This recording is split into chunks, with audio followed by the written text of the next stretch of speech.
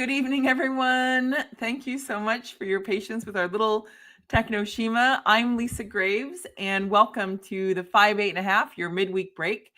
I'm here with the amazing Nadine Smith, and you know the routine: 5 stories, 8 minutes each, and a chance to refuel. We slow things down to sip, reflect, and remember you are not alone. And it is just within 24 hours of Nadine Smith's birthday. So happy birthday. Happy Thank birthday. you. Thank you. Yeah. Thank you. Whew, our message is you are not alone. And yet I almost left you alone because my computer froze. So it's great to see you again. It's been a minute since we've been live. But Yes. our travels and other things happening. So it's great to see you and good to see everybody in the comment section. Yes. Yes. I've missed you. I know it's been hectic on a personal level for me, and fabulous travels for you. And I was so grateful to do the show a couple of weeks ago with Greg. It might have been 2 weeks, but it seems like longer in these dog days of summer. And every day is a new day of all sorts of news, mostly bad news in the news, but there's some good news. There's some good news things happening. I am going to reveal something possibly quite embarrassing, which is I am in fact a Swiftie.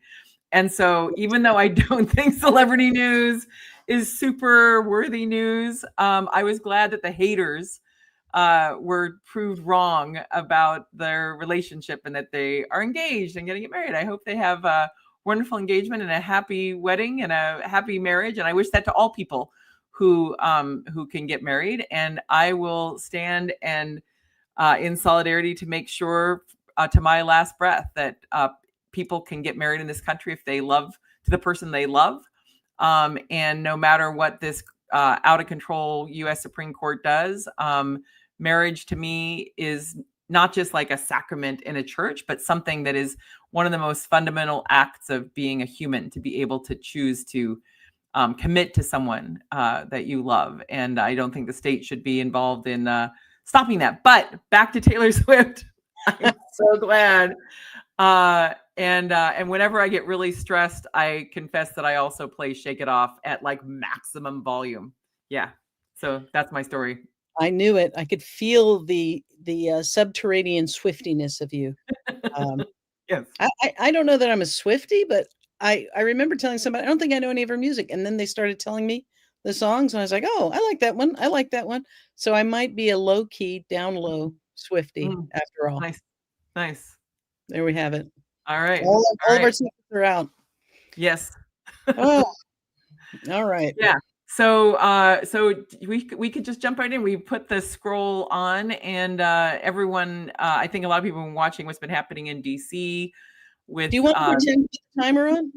Oh yeah. Look, again, I've got a timer here. I think it's almost like a fresh start. All right, we're ready. Music. Okay. Good. Okay, timer's on. So I used to live in DC for many, many years, and I have been shocked and horrified seeing the news about what's happening to the city. I've really always considered, since I first visited there, sort of my hometown, just a place that I've always felt like it's got so many positives, such an amazing devoted workforce there, civil servants who have, spent their careers trying to advance good public policies, for the most part, some bird and bad guys, but, and a great and beautiful city. And I am actually working on a piece right now, now that I'm back in the saddle, that compares the rules of engagement that Trump imposed on the DC National Guard for January 6th through acting Defense Secretary Christopher Miller, compared to this roaming of the streets with super lethal weapons, rounding people up and menacing the citizenry of DC. And so when I get that published, I will send the link out. Probably you'll get the link next week, but the contrast could not be starker, obviously. And we've seen Trump not just impose this really outrageous martial law in its own way on DC, overriding the locally elected officials, the mayor, and the DC Council, overriding the wishes of the residents of DC, nearly 1 million folks, 800,000 more or less, people who live under taxation without representation other than their delegate to Congress on the House side, and who DC really should be a state. And it, along with Puerto Rico and Guam and other territories, have been denied those rights. And I think we're going to have to get that fixed at the next possible opportunity.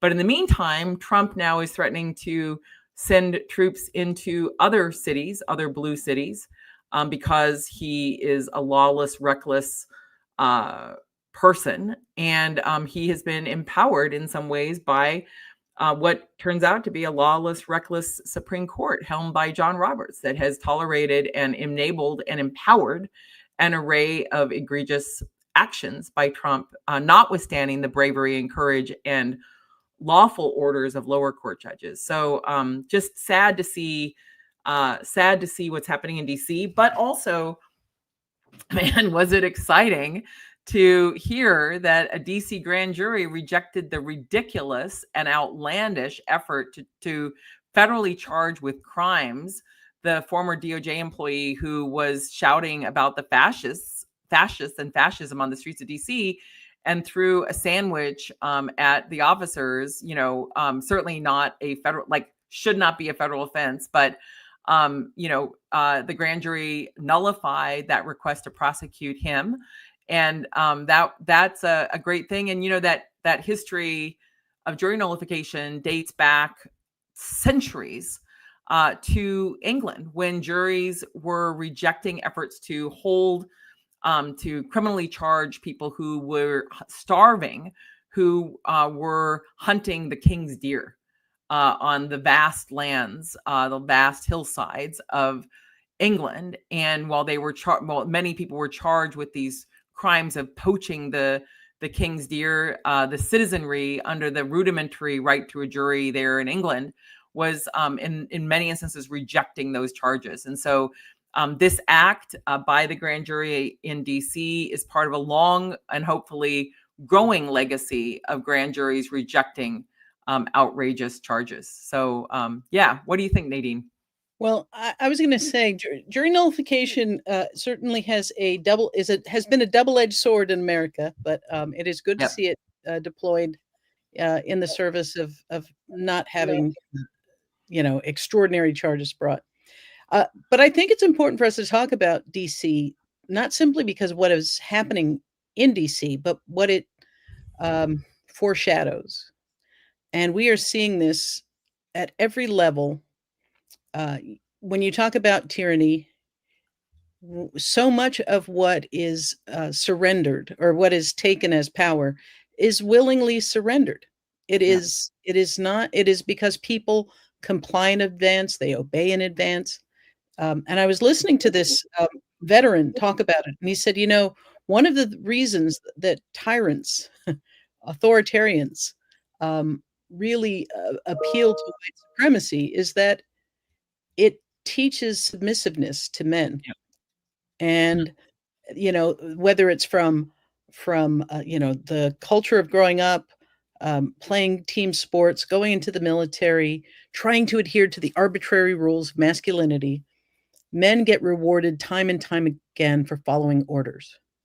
And in these moments, it's like when the police brutalize somebody, you will see in the comment section, oh, why didn't they comply? Why didn't they comply? And it's so often men who see the world through this lens that their value comes from following orders. And so I say that to say, while it is horrific to see tanks, armed military, National Guard in our state capitol, I'm also increasingly heartened when I see veterans doing sit-ins, where I see, the president signed an executive order saying that if you burn the American flag, you'll get a year in prison. And so a veteran who'd never burned an American flag, before, never even thought about it, went and burned an American flag for the purpose of being arrested. He was arrested. and they fought over who had custody of him in the middle of this DC law enforcement scrum. But ultimately, they released him because despite Trump signing this order, the Constitution permits you to burn the American flag, and so I am heartened to see, neighborhoods pretty much rousting people. I mean, neighborhoods sort of pushing this militarized police presence out. And I have to say, one of my favorite trends, and I don't know who started this, I would give them credit, but one way of protesting this presence in DC, groups of people will go and start twerking at the police or at ICE. I'm not making this up. There'll be like 6, 7, 8 people, and they start twerking aggressively at the police, and they say, "Arrest me, daddy," which I just think is hilarious on so many levels because twerking is not illegal. They haven't thrown even so much as a ham sandwich. But it's sort of it's not just resistance, but it's in the spirit of what I call the Bugs Bunny spirit of just defiance and mockery.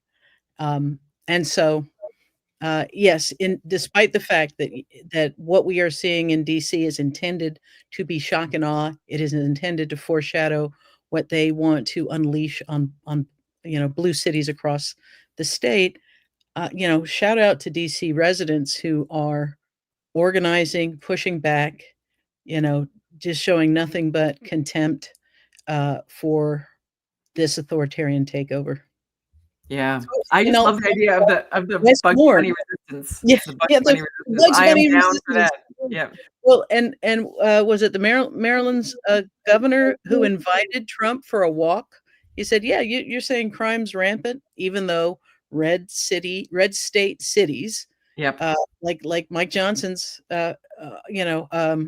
district has 6 times the crime rate of LA or DC."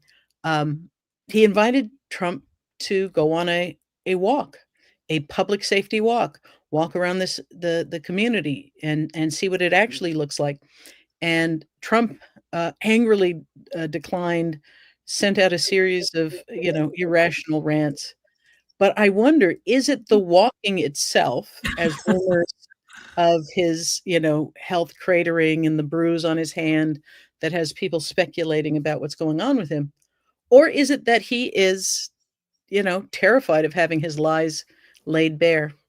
But yes, we got to keep that Bugs Bunny energy. I love that Gavin Newsom is mocking him. The governors are standing up. Pritzker is pushing back, and that more than anything, people are not responding with fear and shock and awe. They're responding with the disrespect and the Bugs Bunny energy these situations require. So. Yeah, seriously. And Carla Law says Bugs Bunny is my spirit animal, and I feel like I'm gonna have to I really thought like a long time, like I really couldn't get a tattoo because I've got commitment issues, but it is true that Bugs Bunny might in fact be my spirit animal. So yeah, well, I mean, I've got to at least get a pin. I got to at least for my birthday, I'm gonna get a Bugs Bunny pin. Nice. Well, speaking of lies and liars, I love the segue. Yeah. Ghislaine Maxwell and the transcript of this sort of Potemkin Village interview thing, where she denies that Trump even sent a birthday card, even though it's in the notebook that she compiled and is obviously his, notwithstanding his suit against the Wall Street Journal. The Journal said that they had good sourcing, that it was his card and it was in there. But also, I mean, look, she'll say anything to reduce her sentence. She would say anything.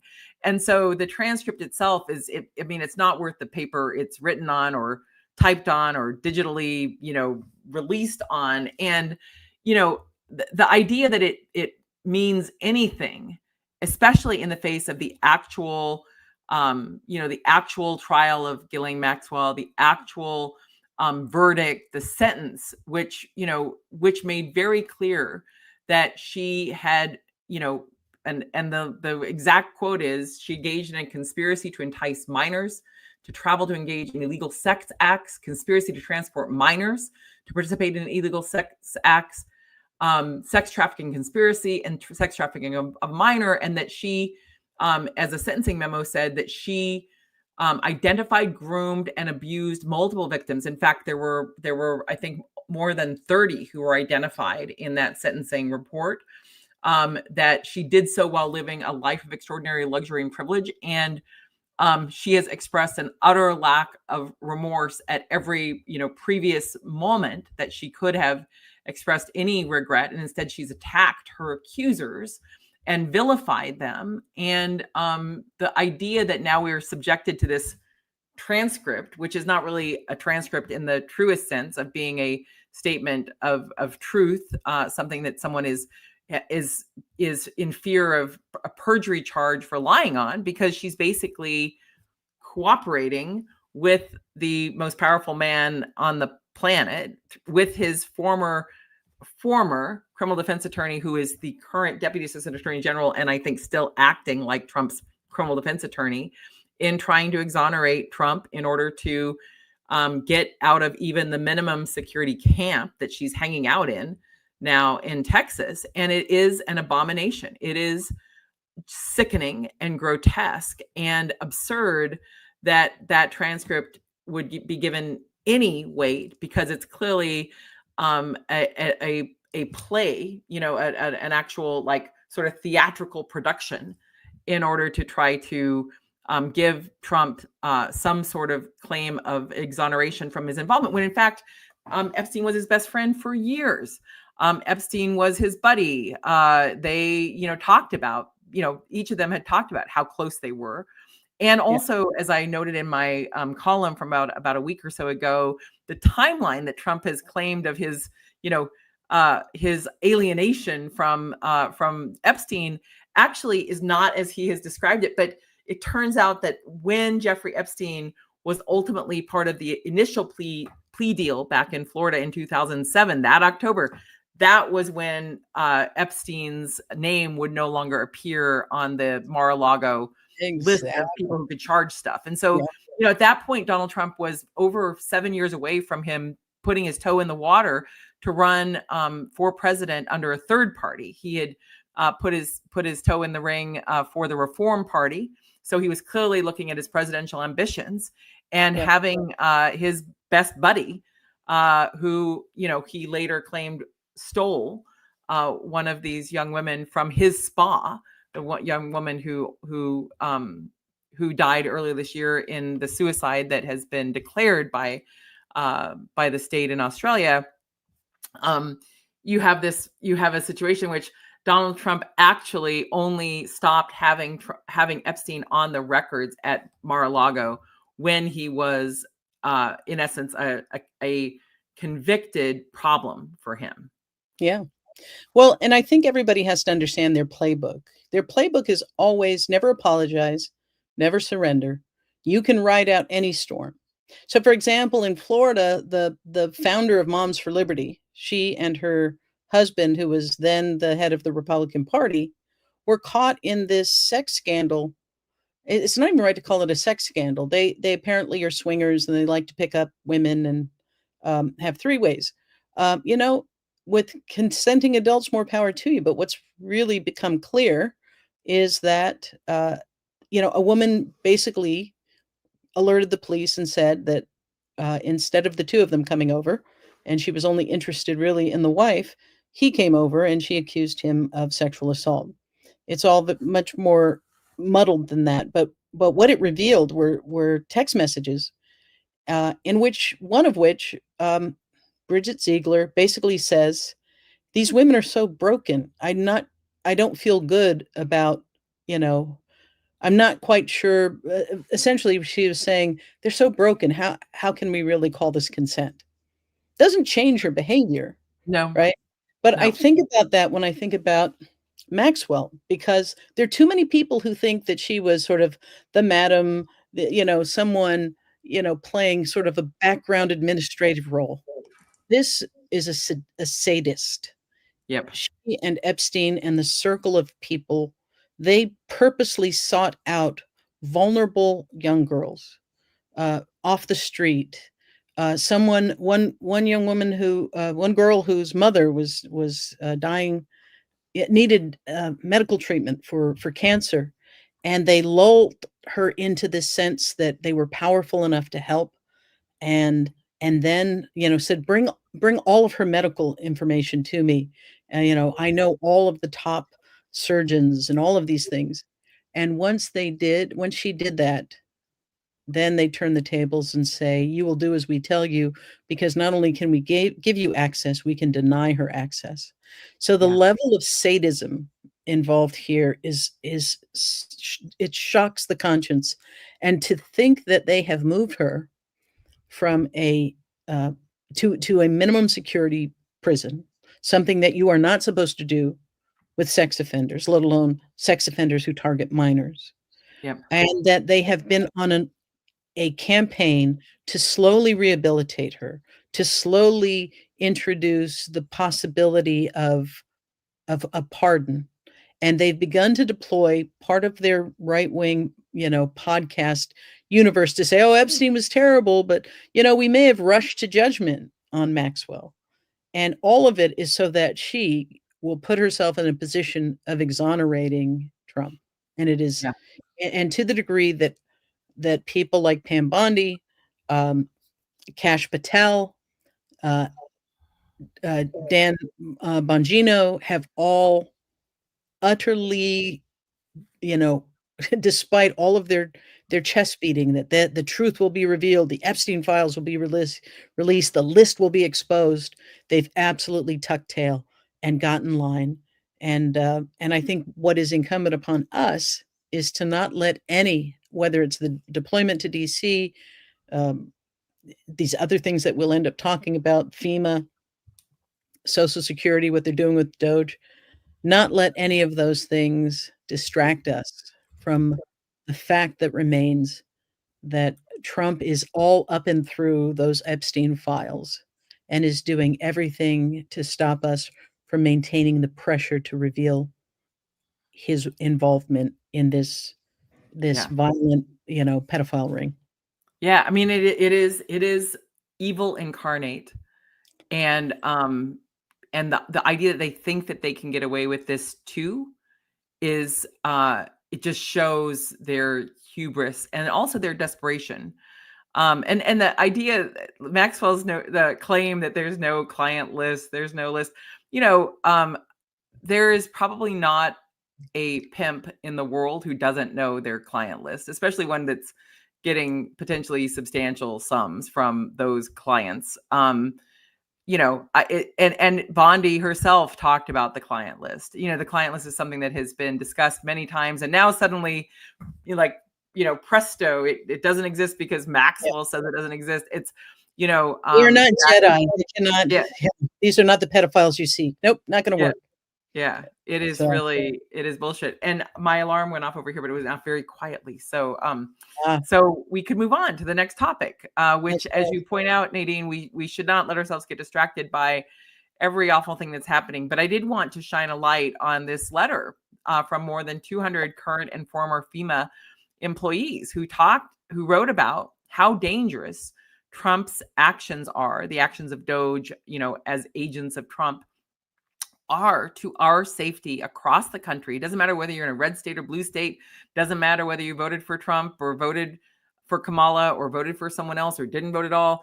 We are all at risk from the utter recklessness of the cuts that the Trump administration has imposed on FEMA. And so there was a brave letter, where people who are current employees of the government, longtime employees of FEMA, joined with former employees of FEMA to write about the risks that we are now facing from an array of disasters, and not having a federal government that is committed to responding promptly, as we saw in Texas, not actually responding promptly because the cuts are debilitating to these agencies, to this fundamental notion of our general welfare, and the idea that the federal government is in the best position with the most resources to help respond to massive disasters, whether they're floods or fires or hurricanes, or earthquakes or what have you. And so, of course, in response to that letter, the Trump administration has placed on leave the civil servants who dared to exercise their fundamental First Amendment rights to express an opinion. And they put them on leave, and I'm sure they're going to try to fire them next. So, but I think these are acts of bravery when people are willing to speak up and speak out about the disastrous, harmful, destructive actions of this administration. And so it's not good news, but it's news we all know that these FEMA cuts are deadly cuts in terms of saving people's lives and protecting people's well-being in the aftermath of the growing number of disasters caused by the devastating climate changes that are underway. But I applaud the courage of those civil servants, and I hope that their lawyers can protect them from illegal consequences being imposed by this corrupt and morally bankrupt administration, this regime. Yeah, no, absolutely. And, the chilling effect this is intended to have, uh, I think it's really important right now, whether it's National Guard members who are who are preparing to disobey illegal orders, these, heroes inside of FEMA. We're heading into hurricane season. Arguably, we're in hurricane season now, but it intensifies in the next couple of months, and climate change is real. I was just in Germany, and we were doing this visit to a vineyard, and the guide was showing this, I would say map, but a chart about how climate change was changing the ability to create the kind of wines that this region was famous for. And he paused for a second to say, I usually skip this when I'm talking to Americans because they get so upset when I talk about climate change. Well, I was with a group of people that we were happy to have that conversation. But climate change has meant more frequent storms of greater intensity and greater damage. Whether it's the flash floods that proved so lethal in Texas or the hurricanes that came back to back in Florida, we are going to, at a moment where we need FEMA more than ever, they are gutting FEMA and disabling the National Weather Service's ability to prepare us in the best possible way. So I think those twin things mean that we are heading into a really turbulent time. And not only that, they are using in red states FEMA money as a cudgel to compel blue city leadership to acquiesce to their culture war demands. We're seeing it in Florida, where they're demanding the removal of rainbow crosswalks and Black History Matters murals and anything that DeSantis decides to censor. But this strategy of withholding funding, withholding at the most vulnerable time, is a strategy that Trump has engaged in, and that red state governors are happy to deploy as well. And it's going to take, as you say, this doesn't care whether you voted red or blue. When that storm comes, when it washes away the road, people are going to begin to understand that, this whole hating on the government, except when it's there to save you, is not a sustainable way to survive in this world. Yeah. I mean, the idea that one of the richest nations on the planet that has this robust emergency management system that has been built up over decades, although has not been fully effectively deployed some of the time, as we saw with Way to Go Brownie during Katrina when George W. Bush was president. But the fact is that those resources are our resources. Those resources belong to the people. People have paid for them through our taxes, and we should have access to those services. And the idea that Trump floated earlier this year that, we'll just, good luck, just have the states do it. If that is the case, then first of all, it's unjust, because as Americans, we should have access to it, whether we are stuck under like mini me over there in Florida with DeSantis's efforts to try to pose as Trump, down south. But the fact is that, every state, every city, every American should be able to have access to those services that we've paid for, those emergency provisions. And the idea that Trump gets to basically decide by whim who gets it, who doesn't, when they get it, or that, like you said, in Florida, a state governor can say, you don't get disaster relief because you support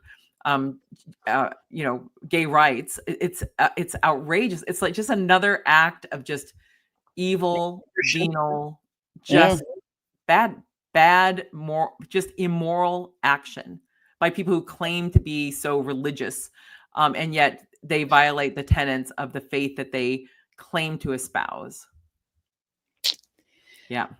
No, it's well, listen, people are going to have to start and to come together. And I was listening to this woman who talked about how she's giving up she and her husband are giving up their 10-acre farm, in a rural part of the country. And she said, they're closing all of the hospitals. I have a child that has medical needs. Like, this fantasy that we are self-sufficient has just sort of crumbled around her. And, this is somebody that fits that demographic, fits that sort of conservative evangelical trad wife demographic. But she just got super real. She said, this has aged me. My children are miserable out here. They want to be around people. They don't want to just be around chickens and cows. And, this idea that cities are bad, rural, back to the simple life. It's like, no, cities thrive because we are actually social beings, and we like to be in the presence of people who have something to add to the conversation. Oh, you've been to a place I haven't been? You've seen the world through a lens I've never seen? That's the vibrancy of our cities and our communities, and it's what we actually crave when we're not taught to be afraid of each other. Yeah. Thank you for holding up the timer. I'm making progress on this show, even though we don't have a guest this week, but we are looking at some guests for September. So we're doing this version tonight straight up, as they say. But Yes. But I also just want to say, on your point about the impact on rural communities as well, and the isolation, those Medicaid cuts that are in the big billionaire bailout nonsense bill that Trump is touting are coming for us all. They're coming from everyone, older Americans, whether in the cities or rural areas, families with kids with disabilities who need the services that Medicaid provides. That, along with other reckless cuts that are part of that bill that Trump jammed through with his little enablers there in Congress, is harming. It's going to harm. It's already harming people, but it's going to harm people as the months roll forward, and after the midterms in particular, some of those things kick in. But just this week, we saw in Iowa that a Democrat won a shocker of a special election in a Republican district that Trump won handily, to basically put in a firewall in the Iowa Senate to protect against the extremism of those legislators there who've been enabling that right-wing MAGA governor of Iowa. And, that's precisely what these Republicans are afraid of. They're afraid of accountability. They're afraid that if there's a real election, a fair election, that they will get run out of town, even in some Republican districts. And that's why all the shenanigans we're seeing on the map drawing, the redistricting in Texas happening and beyond. But just want to do that little shout out to Iowa. And it's Caitlin Dray who beat extremist Christopher Proch and flipped that district so that the Democrats can block the extremist appointments of that MAGA governor. So there's some hope as people see this disaster unfolding, whether it's FEMA related or other cuts. Nadine just froze. Okay. I'm gonna just vamp here for a second and jump to our next topic, which is Social Security and Doge data, or dodgy data, as I say. And I'm sure Nadine will be back on as soon as her computer unfreezes. So bear with me, you all. I know that as we saw the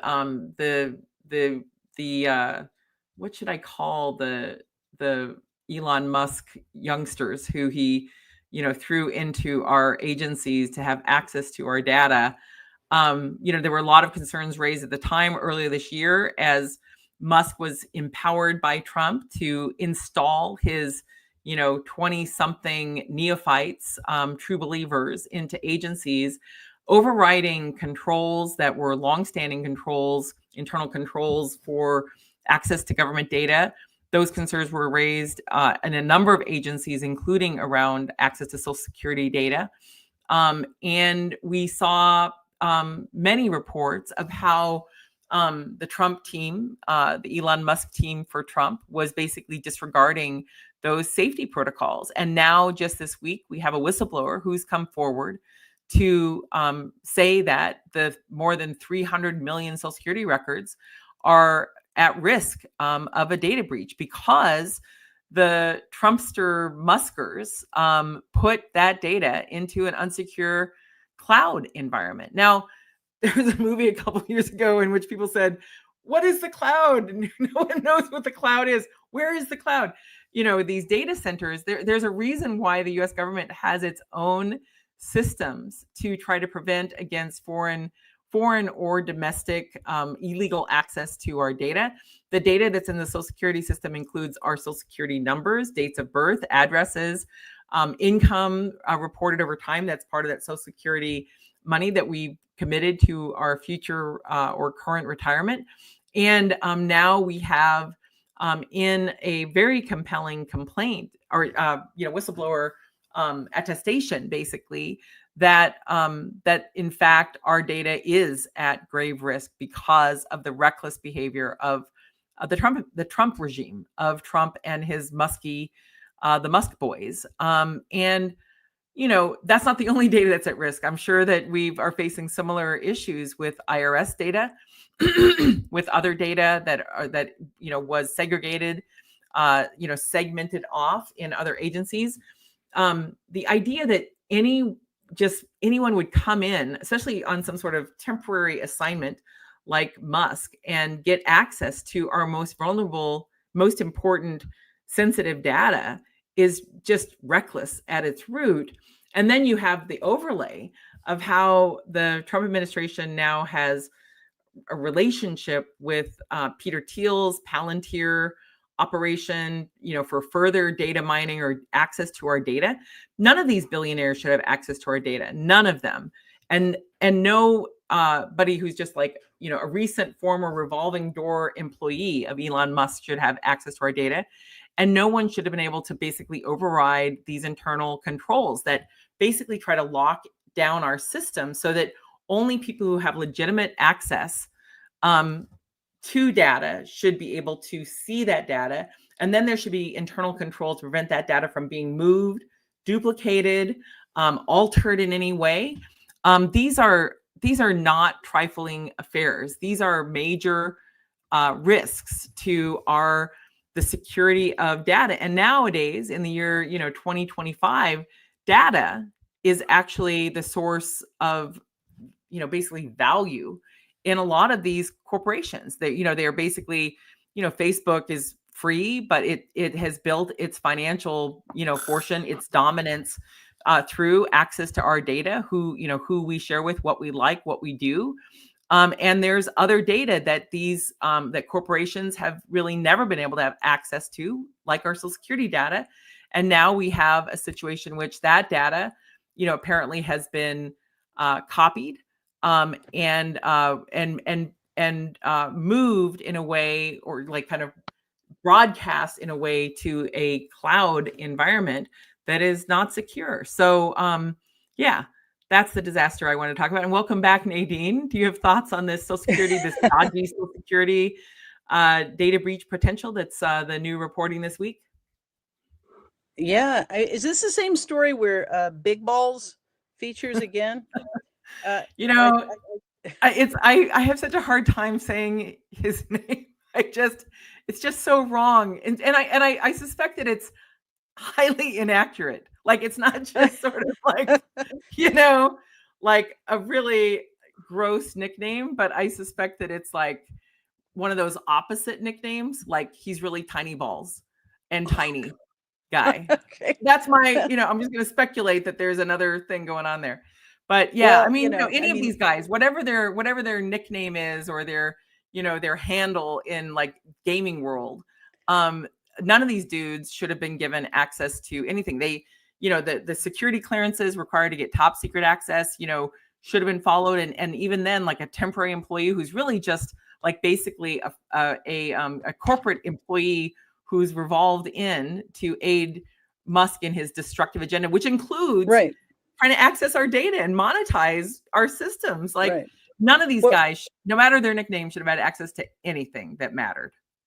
Absolutely. But the reason I am going to talk about this kid, nicknamed Big Balls, is that, you may recall the story where he got jumped by some teenage girls, I think, being a prelude to the DC occupation by Trump.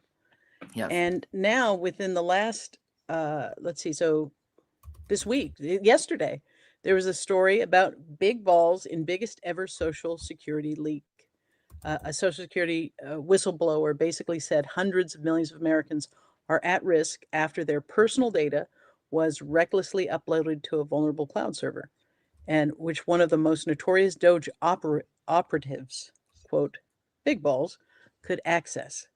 So this guy that was permitted to run amok, despite all of the warnings, this sort of mob of incels that Elon gave access, that were given unfettered access, not just by Elon, not just by Trump, but by a Congress that refuses, Republicans in Congress refuse to exercise any of their power as a co-equal branch of government. And so, yeah, I think people are just sort of the mind that all of our data, all of our information is now up for grabs, and it's being, pumped into Cambridge Analytica like, repositories, so they can treat us like lab rats when it comes to elections. So it is pretty discouraging, but it's important that we call these things out, because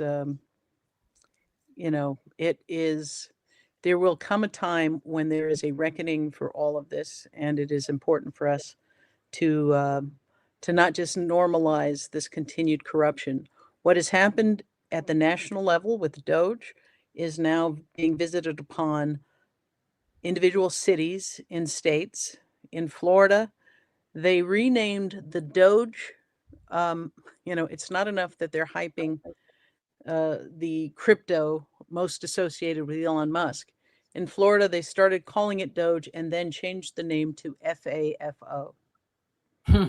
Yeah, it's as disgusting as it sounds. But this is giving them access to go into city government and demand whatever records they want, and to go through with a fine-tooth comb and question any expenditure. And it is increasingly clear that what is happening is that this is disenfranchisement by extortion. Because if you can, as they are doing, as I mentioned earlier, around crosswalks and street murals, if they can say, we will withhold vital funds, vital taxpayer dollars, unless you capitulate, unless you bend to our will, and you leave cities and counties in the position of saying, if we don't, in the aftermath of the next hurricane, our people could be left with no resources. And they've even expanded it beyond FEMA dollars, so that we're talking about hundreds of millions of dollars. And so the same is true with Doge, where they are going through and in this reckless manner accessing this kind of information. And I think it's important for people to understand, for example, around gender affirming care for transgender folks. They have been trying to compel clinics and hospitals to turn over all of those healthcare records to them, so that they can basically create a target list of parents who are providing their children with the kind of healthcare they need. And it should have a chilling effect, even if you've never paid attention to the issue of attacks on the trans community. they are using that as a battering ram to break open any access to privacy, any expectation of privacy you might have.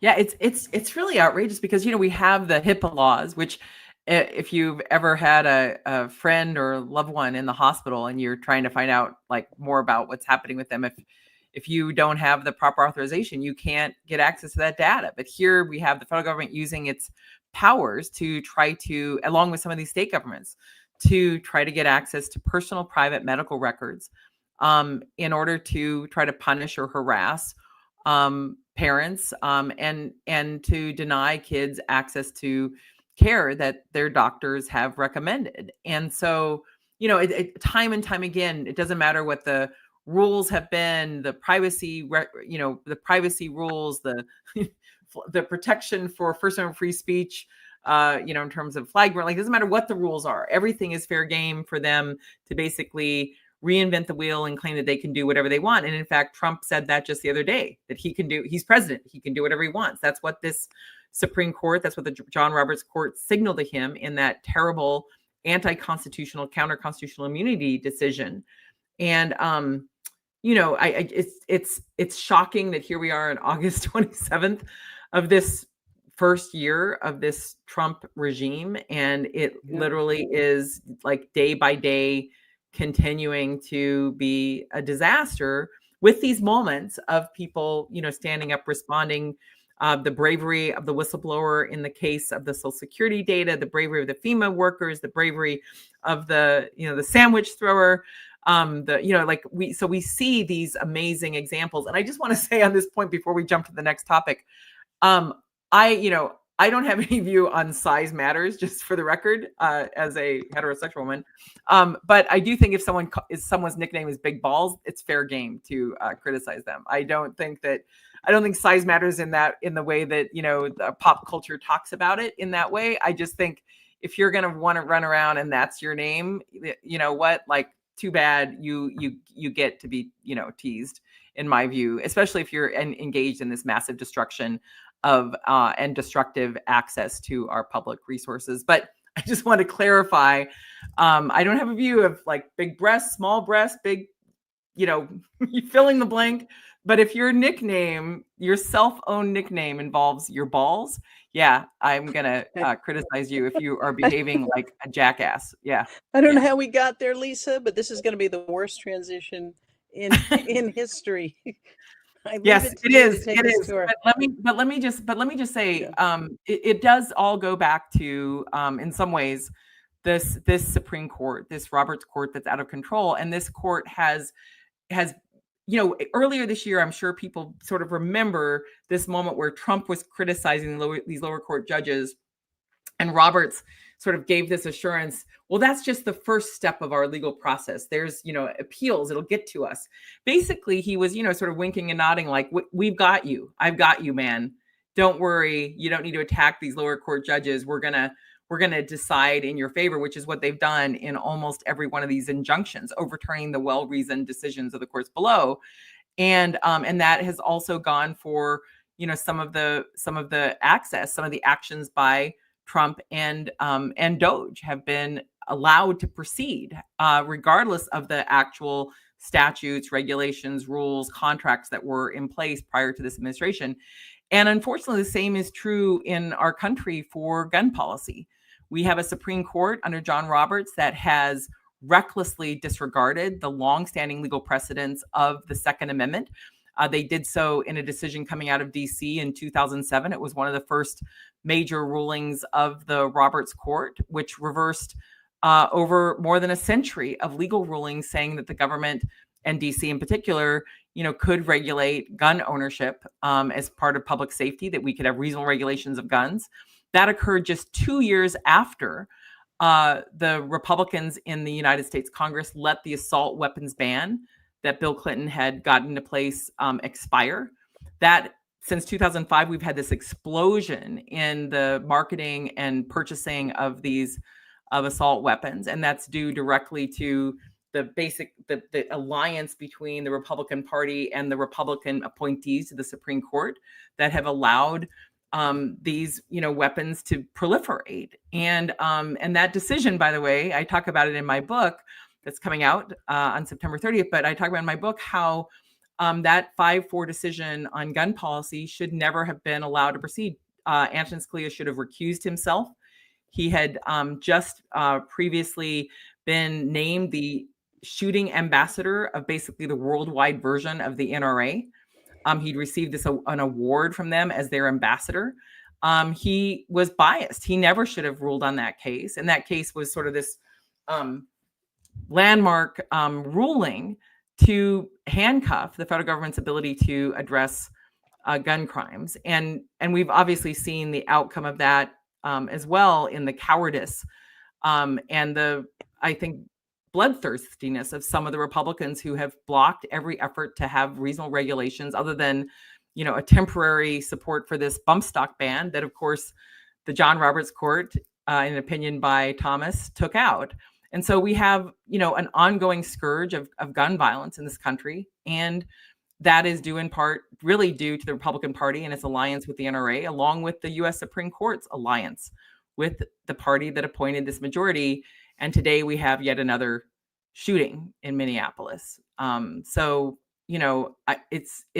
My husband and I talk about this regularly. Like it's just so appalling that our country is willing to tolerate this level of gun violence by people who are armed with weapons that are literally designed to kill as many people as possible, as quickly as possible, as efficiently as possible, weapons of war in our communities. And what happened again today.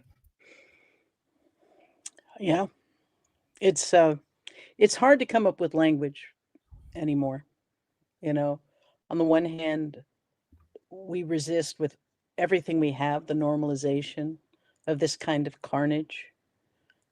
It is hitting particularly hard this week, where you have Governor DeSantis sending a crew in the middle of the night to paint over the crosswalk memorial to the 49 killed at Pulse, and just the contempt of it, the cruelty of it, and the message that we will do everything we can to erase the memories, to erase the horror of what happened. And so you can't talk about Minnesota without also invoking the assassination of Democrats, and in some ways how quickly that story just became absorbed into the wall of gun violence, and we move on. And so somebody posted, it's immoral to pray for a solution that you refuse to enact. And so at a certain point we have to recognize that other countries, we're not alone in this world. Other countries have figured out how you stop this kind of violence.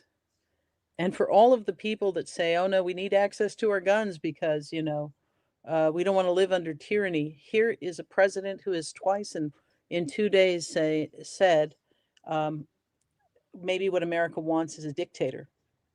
I don't see any of those don't tread on me type speaking up at all, as he has federalized the National Guard and he has turned the American military. I don't see them hollering about posse, Posse comitatus. Yeah. Comitatus. Yep. Thank you. None of that. And so we don't have to live like this. We don't have to die like this. We don't have to watch our children do these drills endlessly in classrooms, knowing that they do not save lives. We can change this, and it's about our will to do it as a public. And if we say to ourselves, if you take NRA money, if you do not support rational gun policy, I don't care what party you are a part of, we will not vote for you. And I think that increasingly we just have to turn to people. And in the same way the right said no new taxes and made that a simple-minded mantra, clear, no matter where you were, you understood what it meant. Yep. No gun advocates, no more. And that becomes a disqualification if you do not support rational gun policy. In the same way that we would not say, yeah, everybody can have a surface-to-air missile launcher on the roof of their house because, I don't draw the line. The Second Amendment is absolute. We wouldn't accept it. If I say, look, I don't trust the government to protect me from Russian missiles, so I need a I need a nuclear warhead in my backyard. We would say, of course, we draw the line before you get there. Well, we can draw the line when it comes to, as you say, weapons that have a single purpose, and that is to kill as many people as quickly as possible. Yeah. Yeah. There's really no difference between that sort of weapon and a bomb. But we bar bombs. And one of the appalling things that I discovered when I was researching my book was that Antonin Scalia, who was also on the gravy train like Clarence Thomas on just, Tripapalooza by rich, wealthy individuals on the right, joked on Fox about how he thought, shoulder held rocket launchers would be fine because they can be held like a gun, a sidearm, but perhaps a cannon. You could bar a cannon because you couldn't actually hold it in your arms. It's just, again, morally repugnant stuff by some of these right-wing appointees or elected officials who have just embraced the NRA's love fest with these destructive weapons. And I think you're right, Nadine. Like, ultimately, this is going to come down to us as a people standing up and saying, if people are pro-life, then be pro-life on the gun issue. If people, there's so many ways in which we should have common ground. And in fact, most Americans believe in common sense rules on gun access. And it's just politicians who are bought and paid for by the NRA, along with some nutty people, some of those nutty members who are sending out Christmas cards brandishing these weapons, and people like Kristi Noem who glorify these kinds of weapons. But a lot of this is about the power of the money of the NRA, and ultimately, among the many reforms we're going to have to secure as we overcome this period of this morally foul regime, gun reform is going to be one of the things we're going to have to fight for and change. Yeah. And so, but that does lead us to your glass half full about how people are resisting this DeSantis erasure of the rainbow sidewalk. And you are one of the people I respect the most on so many different issues, Nadine, but on these issues around the Pulse nightclub and this activism, you have been at the forefront of really helping people understand what's happening. And I did put your quotes over there in the comments from the most recent story. But can you tell us a little bit more and give us a bright light? Yeah. To end the show on today. For my birthday, I get to do the glass half full, and I'm actually going to pour myself my Odyssey. We are not sponsored by this brand, but this is my birthday beverage, Odyssey Revive. It says for cognition and mood. I need both. Yes. So as I mentioned earlier, the governor of Florida has weaponized the DOT to eliminate all rainbow crosswalks, all Black History Matters, all of these. Basically, it's a continuation of the censorship, government surveillance, and intrusion into our daily lives. And he's gone after anything that he personally disagrees with. Now, it is not by accident that they chose the crosswalk in front of Pulse. They knew that would be the one with the deepest meaning for the maximum number of people, not just in our state, but across the country. And he sent a crew in the dark of night to do it. And, we talk about being the front line of this fight, the testing lab for all things that other states will see. But we also talk about being the place where the blueprint for resistance is born as well. And I'm very proud of the fact that everything they do to try to intimidate us, everything they do to try to enrage us actually has the effect of galvanizing us. And so, right after they painted over that crosswalk, people showed up with chalk and then later with paint to fill it back in. And then they covered it over again, and people showed up again to fill it in. And they ended up with police officers parked on that intersection. And so people just began to put crosswalks up all over, you know, in places that never had them before. And then businesses stepped up and said, we are going to put rainbow designs on our facade. We're going to put up rainbow lights. One business said, we want you to paint 49 parking spots in memory of the 49 killed at Pulse in rainbow colors. And now you have artists coming together to say, we will put up murals for free for individuals and for businesses that want them. And so what is happening is it is the Streisand effect. It is what he tries to suppress is going to rebound tenfold. For every rainbow they take down, more will rise. For every Black Lives Matter, street mural they erase, 10 more will arise. And I think it is a really important thing to see a community come together and refuse to be intimidated and refuse to be afraid. And I just want to convey this, the wisdom of a drag queen who recently, I was at an event and she opened for this event, and after a few jokes, she said, I want to get serious with you for just a moment. When it comes to authoritarianism, it's important to be well read, and I want to strongly recommend a book by a doctor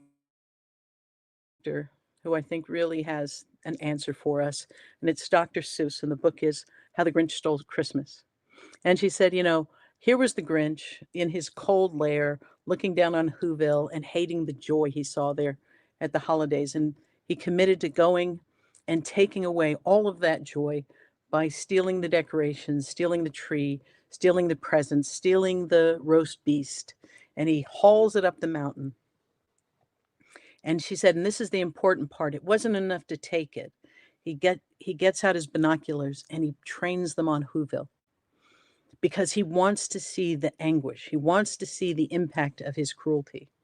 And what he sees instead is the community come together like they always do, sing their songs, be in community. And that is the moment that changes him. And so for us here in Florida, what I have loved is every time they think, this will really break them.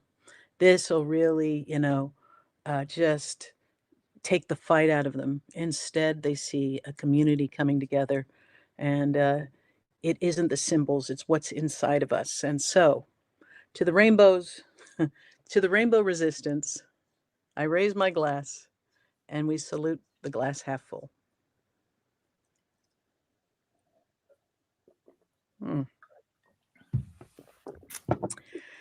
Well, I love spending my birthday with everybody. And we thank you for joining us for the 5, 8 and a half. Be sure to tune in on Friday for the 5, 8. And it's really been a pleasure to be back in the saddle. I'm Nadine Smith along with Lisa Graves. Have a great night. Thanks, everyone.